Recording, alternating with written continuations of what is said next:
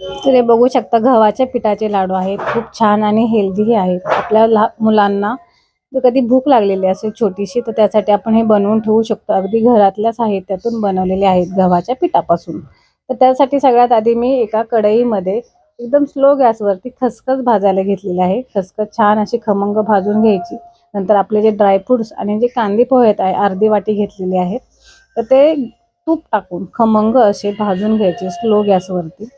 नंतर हे एका भांड्यात काढून घ्यायचे आणि नंतर मी 1 वाटी गव्हाचे पीठ घेतले, तर त्याच्यासाठी अर्धीच वाटी बरोबर तूप घेतले. ते तूप छान असं गरम केलं की त्याच्यामध्ये गव्हाचं पीठ एकदम स्लो गॅसवरती खमंग असं छान गोल्डन रंग येईपर्यंत ते भाजून घ्यायचं. गव्हाचं पीठ छान असा रंग आलेला आहे, तुम्ही बघू शकता.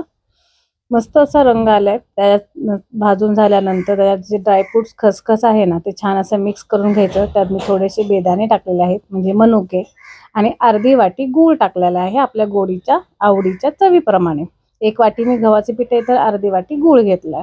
ते मिक्स झाल्यानंतर त्यात थोडंसं अगदी चिमूटभर मीठ घ्यायचं आणि थोडंसं वेलची पूड टाकलेली आहे स्वादासाठी. नंतर हे सगळं मिश्रण मिक्सरला फिरवून घ्यायचं आणि लाडू वळून घ्यायचे. तुम्ही बघू शकता की त्यात काहीही करायची गरज नाही लागत, ना पाक करायची गरज लागत, ना काही नाही.